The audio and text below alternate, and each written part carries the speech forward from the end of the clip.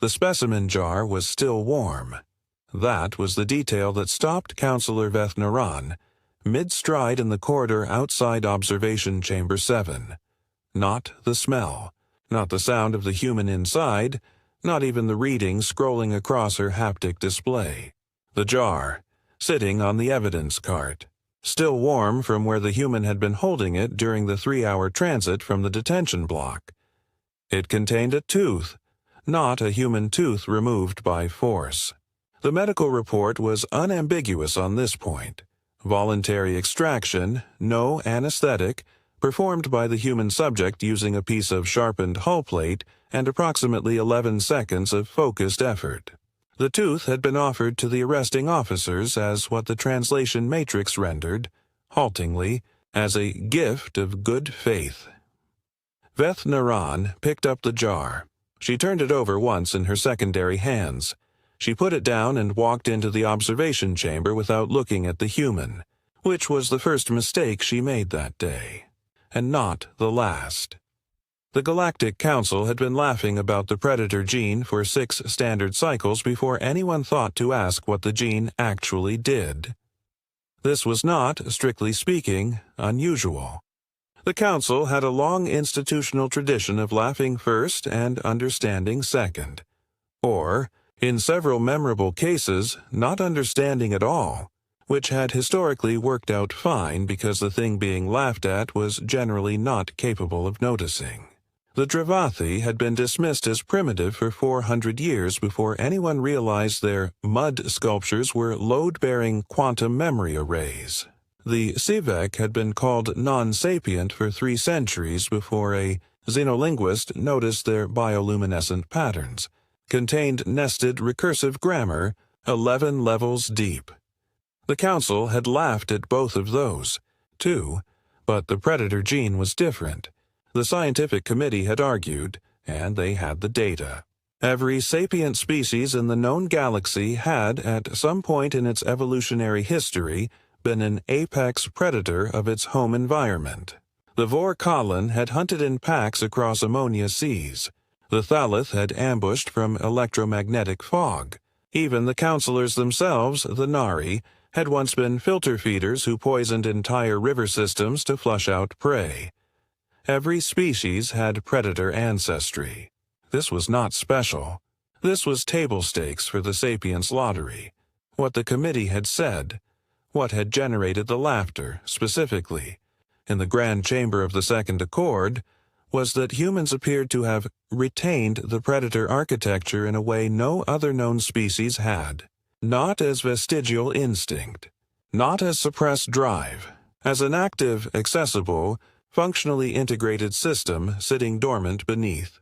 A layer of socialization so thin that the committee's own scans had initially classified it as cultural performance. Rather than biological reality, they are. The committee's lead researcher, xenobiologist Preth Solan, had written in the paper that became famous for entirely the wrong reasons. Functionally, 2 creatures sharing one body. The second creature has not been domesticated. It has been convinced. The Council had found this charming. Poetic, even. Several members had used the phrase at dinner parties. None of them had asked what happens when the convincing stops working.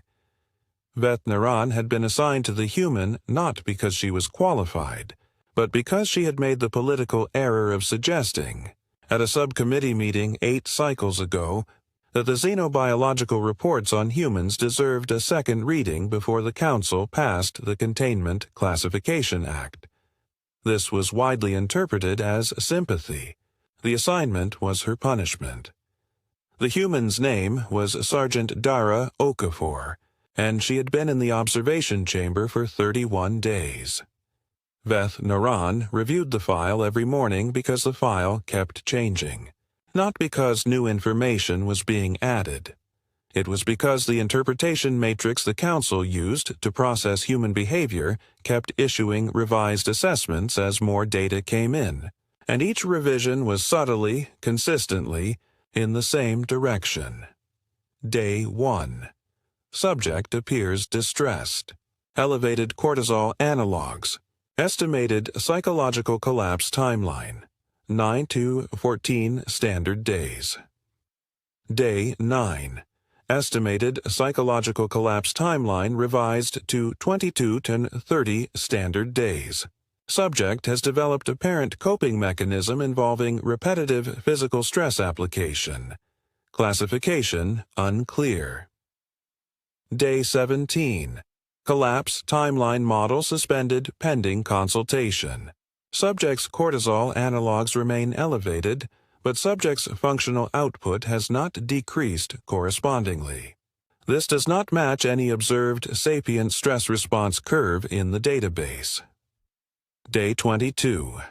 New category required.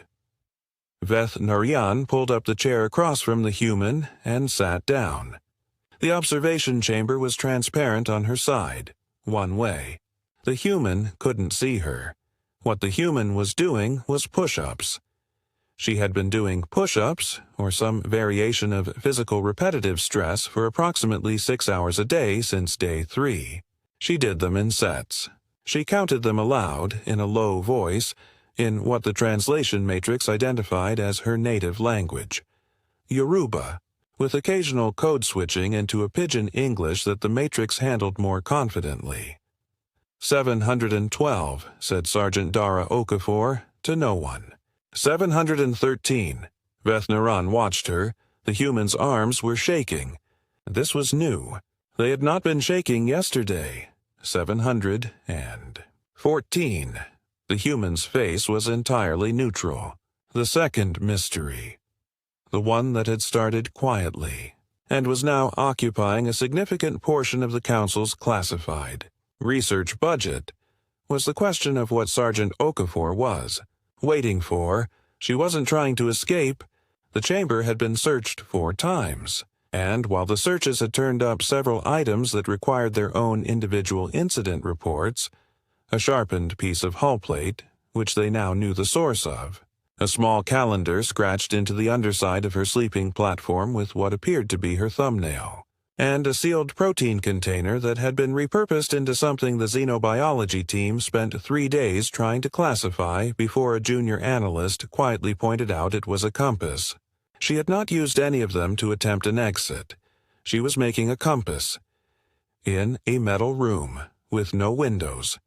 The junior analyst who had identified it had also noted, in a footnote that nobody read until much later, that the compass was accurate. That she had somehow determined magnetic north in a sealed facility orbiting a gas giant, using improvised materials with no apparent external reference, and that the small scratch mark she had made on the eastern wall on day 2, which had been logged as possible territorial marking behavior, was pointing directly at it. Nobody asked why she needed to know north. That was the third mistake. The Council's formal position on humanity, at the time of Sergeant Okafor's detention, could be summarized in 3 clauses of the Containment Classification Act. Humans were biologically remarkable, culturally unpredictable, and strategically non-threatening, due to their confinement to a single planetary system with no viable deep space infrastructure. This position rested on 17 independent threat assessments. 14 of those assessments had been conducted before humanity made first contact. The remaining 3 had been conducted in the 6 months after first contact, during what the Council's diplomatic corps had classified as the orientation period, a standard 48-month window during which newly contacted species were assessed, categorized, and assigned a galactic standing tier before being formally introduced to Council governance. Structures humanity's orientation period had ended 11 months ago.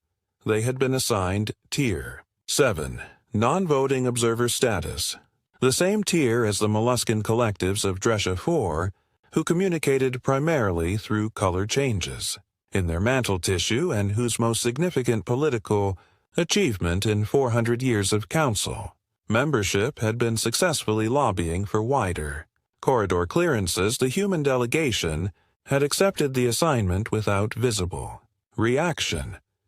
This had been interpreted as acceptance. They smiled.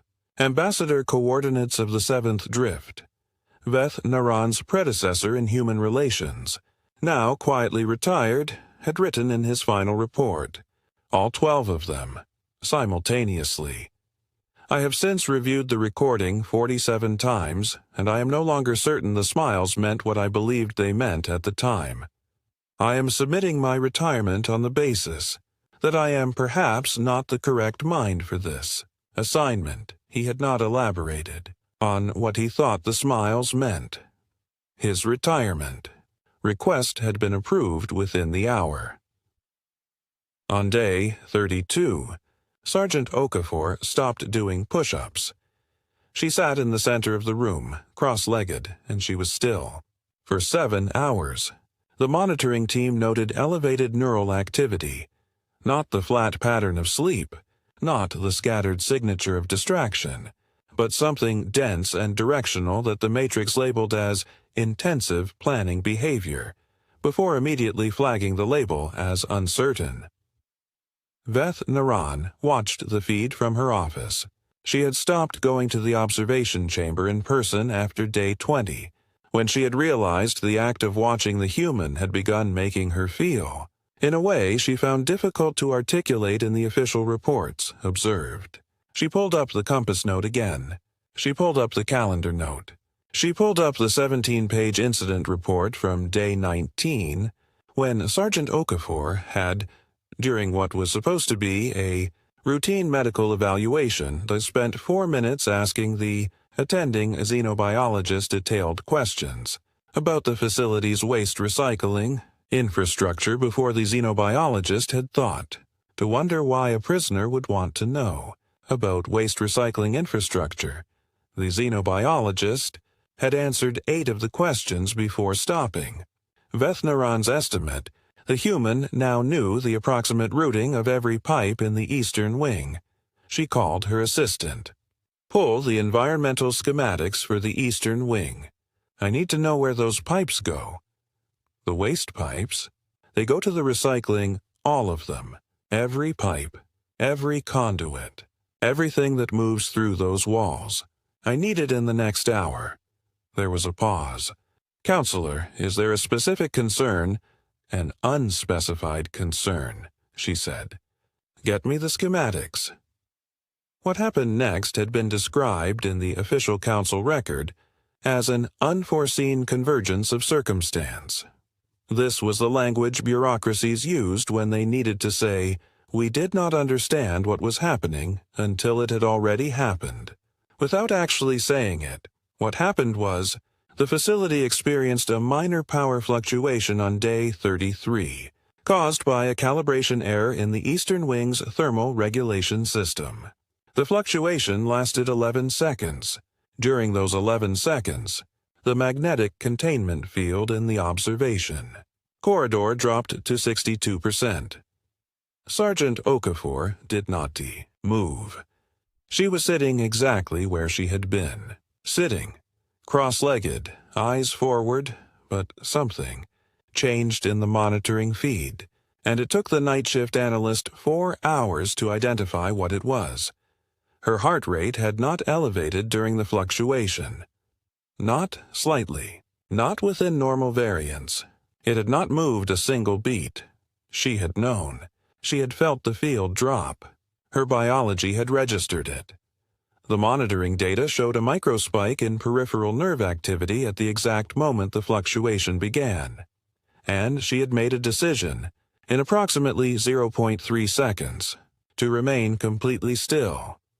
She knew it wasn't enough, the analyst wrote in the report, and then sat with that sentence for a long time before continuing. She calculated it wasn't sufficient to act on. She is waiting for something specific.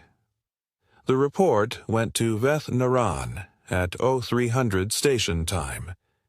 She was awake when it arrived. She had been awake, she realized, because some part of her had already understood that she should be. She went to the observation chamber. She sat down. She looked through the glass at Sergeant Okafor, who was asleep now, or appeared to be. And she said to herself, because there was no one else in the corridor, "What are you waiting for?" And Sergeant Okafor, from the other side of a supposedly one-way transparent barrier, said, without opening her eyes, "For you to ask that." The sound that Veth Naran made was not one that translated well into any language. She stood. She took 3 steps toward the door. "You've been watching me for 32 days, the human said. Her voice was unhurried, conversational. "I've been listening to you for 20. You favor your left side when you sit down. You arrive within 4 minutes of the same time every morning. You always pause for 7 seconds before you go. I think you're deciding whether to say something." Veth Naran stopped. "I figure today's the day," Sergeant Okafor said, "because you pulled the pipe schematics." The silence lasted a long time. "What do you want?" Veth Naran said finally. The human opened her eyes. "A conversation," she said, "and a direct line to whoever authorized the containment. Classification Act." This was the moment, and Veth Naran would spend the rest of her career trying to articulate exactly why it was the moment, when she began to understand that the 32 days had not been imprisonment. They had been reconnaissance.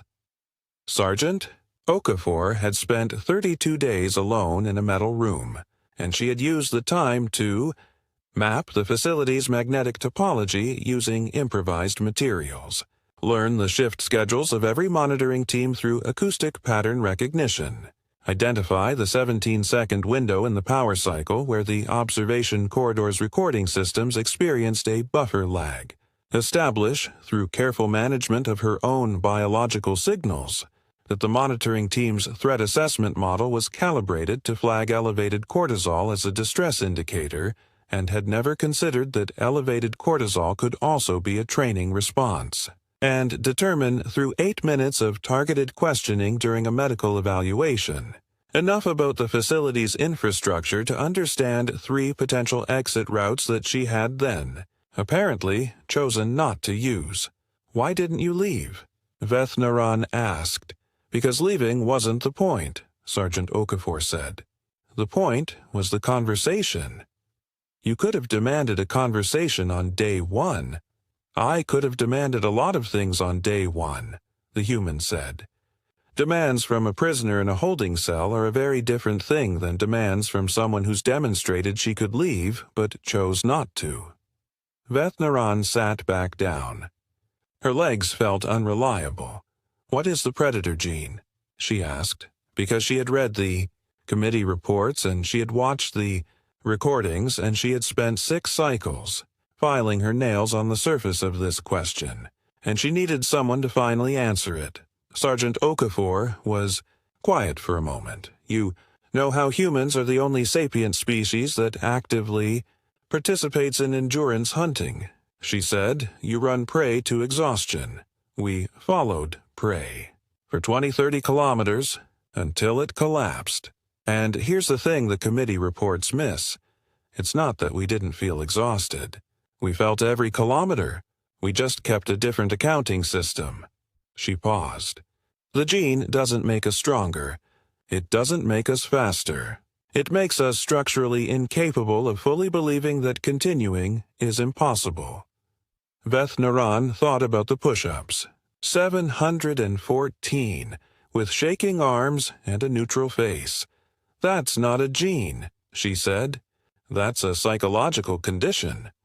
"From the outside," the human said, "the difference is hard to find." The council received Veth Naran's revised threat assessment on day 35. It was not well received. "You're telling us," said High Counselor Merath Vel, in the closed session that Veth Naran would later describe as the most uncomfortable hour of her professional life, that a prisoner who has been held in isolation for 5 weeks has somehow converted her imprisonment into a strategic position. "I'm telling you she used it as one," Veth Naran said. "Whether she converted it is a question of framing." "The framing," said the High Counselor, "is that she is a prisoner." The framing, Veth-Naran said carefully, is that she has remained in that room voluntarily for the last 12 days. Silence. The power fluctuation on day 33 brought the containment field to 62%, she continued. Our own engineering team confirms that 62% is insufficient to hold a human subject who has decided to leave. She didn't leave, she stayed, which means the question isn't whether we can contain her.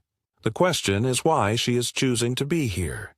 To negotiate, said Counselor Preth-Vel, who had read the report. To demonstrate, Veth-Naran said. There's a difference.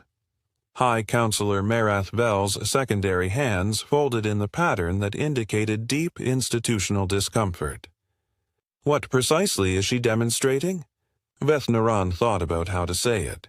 She had been thinking about how to say it since 0300, when the analysis report had arrived and she had read it and then immediately reread the original Predator Gene Committee paper and then sat very still for 40 minutes understanding. Something she had not understood before.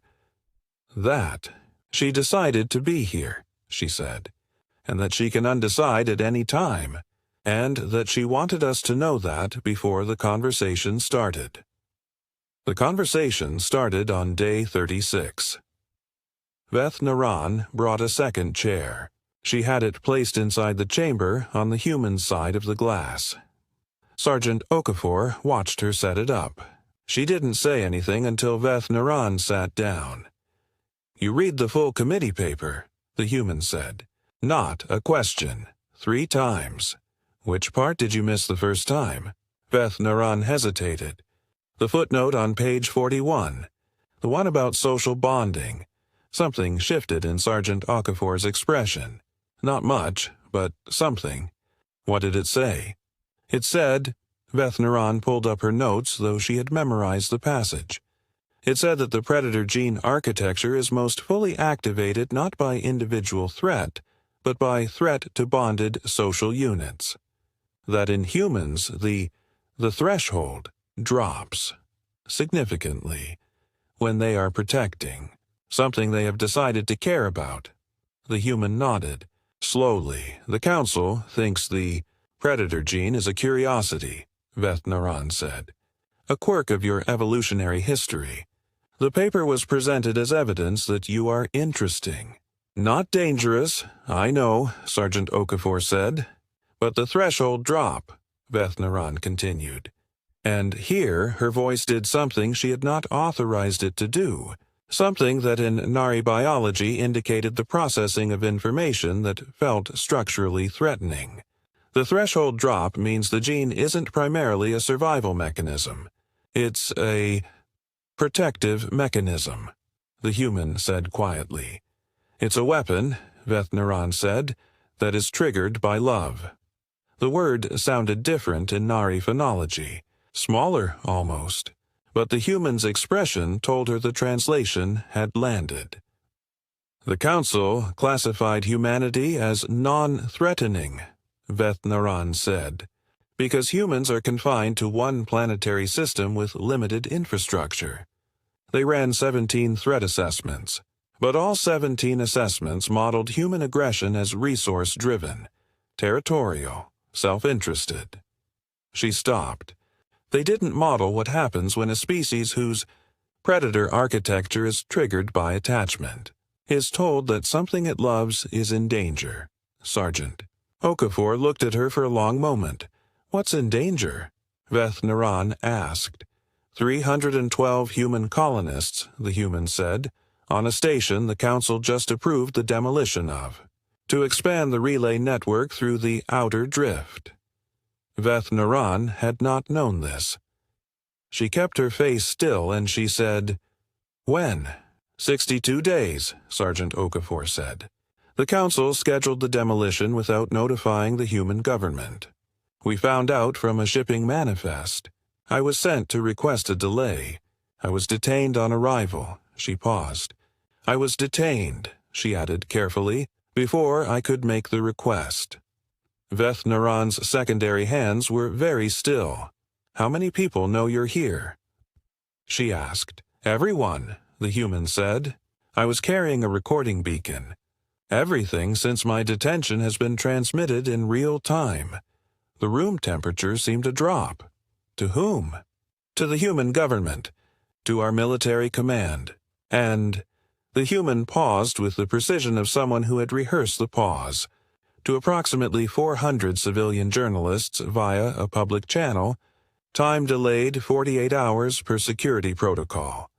Veth Naran stood up, which means Sergeant Okafor continued, in a tone that remained entirely conversational. The first 48 hours of my detention went public 6 weeks ago. The response has been, she tilted her head slightly, I don't have the word in Nari, pronounced. What are they doing? Veth Naran asked, and her voice was very controlled.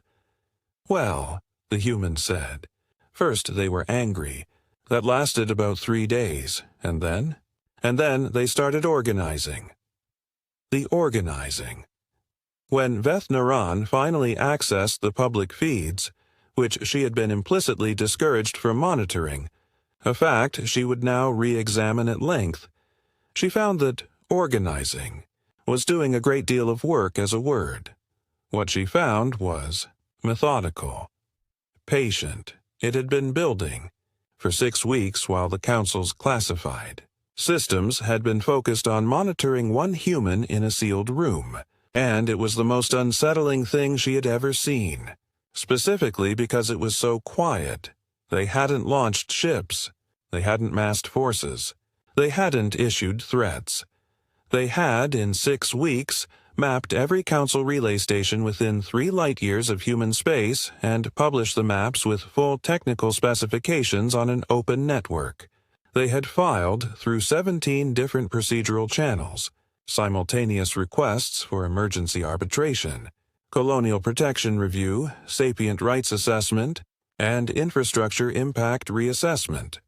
Not because any individual filing would succeed, but because collectively they required responses from 41 different council departments, each of which was now legally prohibited from taking action on the demolition while the filings were under review. They had buried the demolition order in bureaucratic amber, and they had done it while everyone was watching the prisoner. The filings, Veth Naran said slowly, procedurally airtight, Sergeant Okafor confirmed. We've had 6 months to prepare them.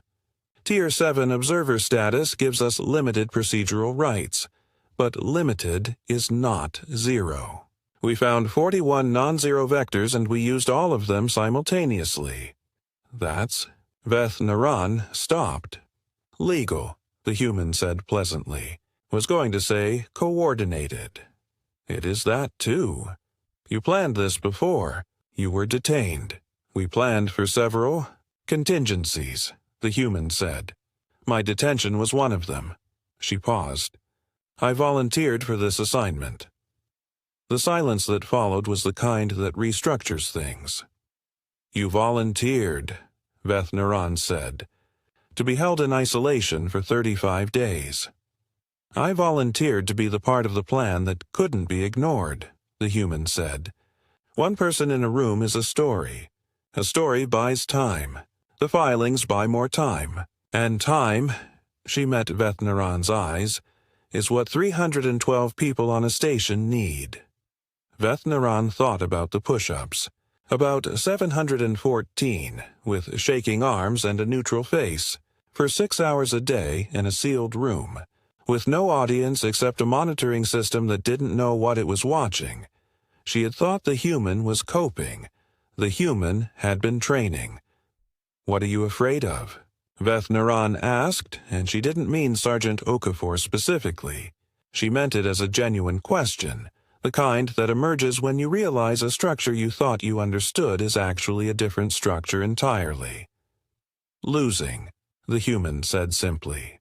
Same as everyone. But you're not. Veth Naran stopped. Reorganized. Most species, when threatened, escalate toward the threat. We escalated, the human said. Just not toward you. We escalated toward the objective. She stood up. The first time she had stood in Vethnaran's presence. She was not as tall as the monitoring team's reports had suggested. She was exactly as tall as the monitoring team's reports had suggested. But standing in this room, she took up more space than Vethnaran's spatial processing had allocated for her. The objective is the station, the people on it, everything else.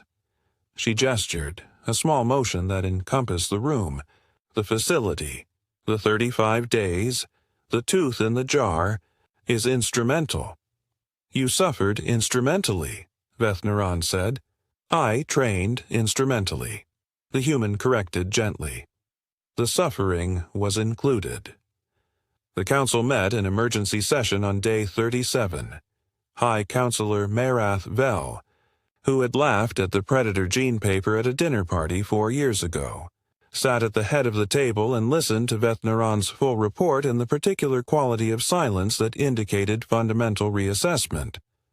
When the report concluded, he said, "What do they want?" "A delay on the demolition," Vethnaran said. 60 days. Sufficient time to evacuate the colonists if the demolition proceeds, or to identify an alternative relay routing that avoids the station's location. That's all. That is what was requested. And if we refuse? Vethnaran thought about the maps published on the open network, the technical specifications, the 41 simultaneous filings, the human sitting in a room voluntarily, counting push-ups, waiting. The filings will remain active for an estimated 14 months of procedural review, she said, during which time the demolition cannot proceed.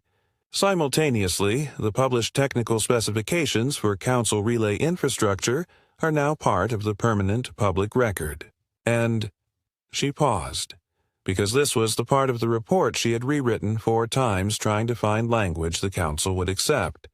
The human government has formally requested that 312 additional Tier 7 observer status applications be processed for the colonists on the station, individually, each requiring individual review. The silence was of a different quality now. 312 individual applications, said Counselor Prethvel, each with full procedural rights during the review. Period, Vethnaran confirmed, including the right to request interim protection status for the applicant's current place of residence. Nobody in the room needed to calculate what that meant. The station could not be demolished while 312 active observer status applications listed it as a protected residential address. How long? Marath Vel said. With great precision, would it take to process 312 individual applications?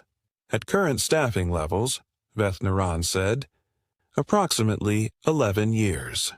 The Grand Chamber of the Second Accord, which had laughed at the Predator gene paper and had laughed at the Dravathi mud sculptures and had laughed at the Sivek bioluminescence, was very, very quiet. She knew, said a junior counselor near the back, half to himself. When she was in that room, she already knew about the applications.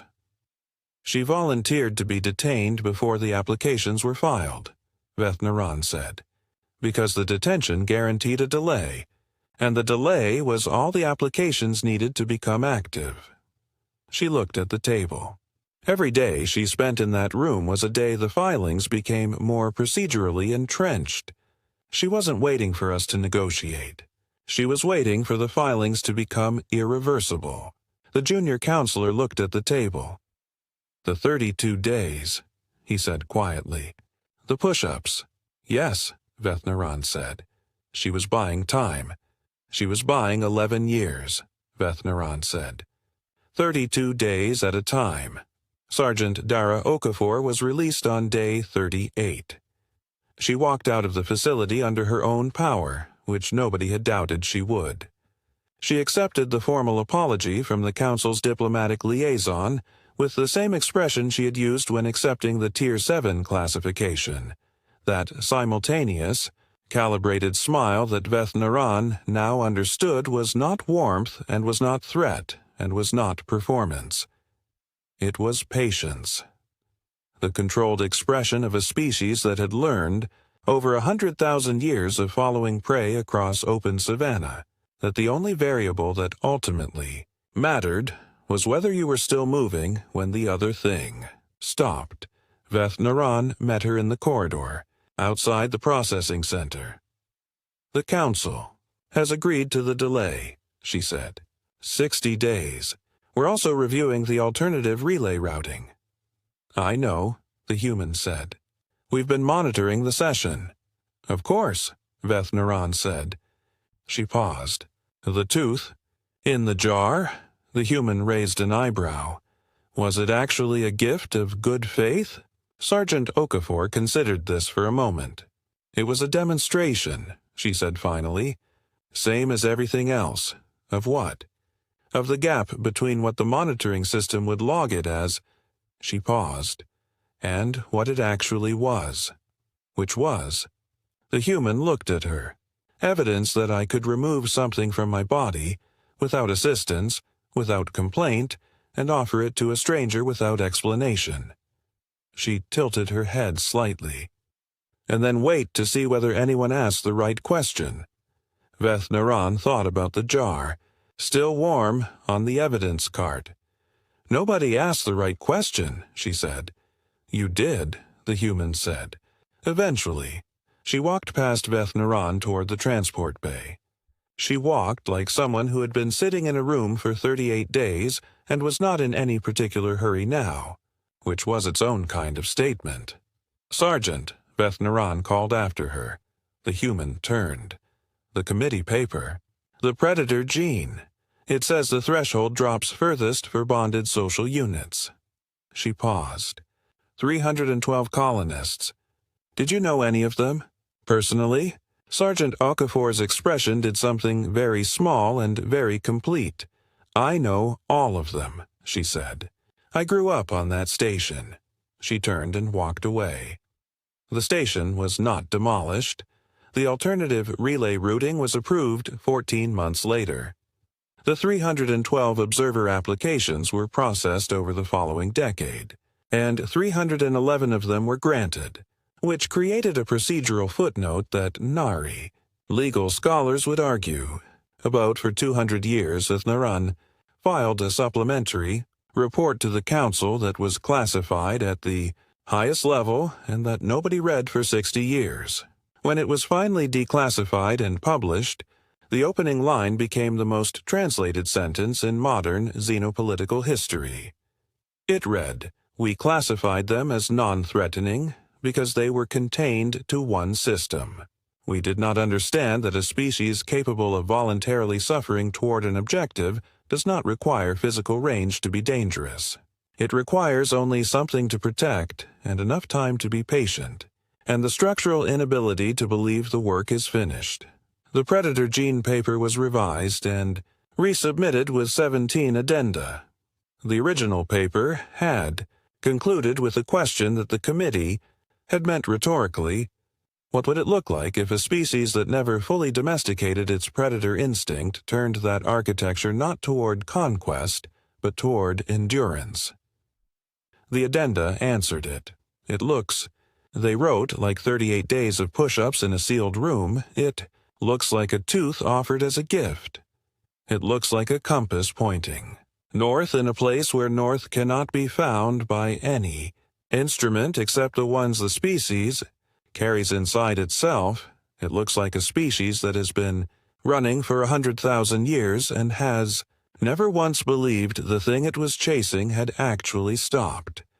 And, in the grand chamber of the second accord, where the laughter had once been easy and the dismissals had once been comfortable and the categories had once seemed sufficient, Counselor Veth Naran kept the jar on her desk for the rest of her career, not as a trophy, not as a warning, as a reminder that the specimen jar had been warm, that something had been holding it, that something had been waiting for someone to ask the right question, and had been entirely prepared, in every way that mattered, for the possibility that no one ever would.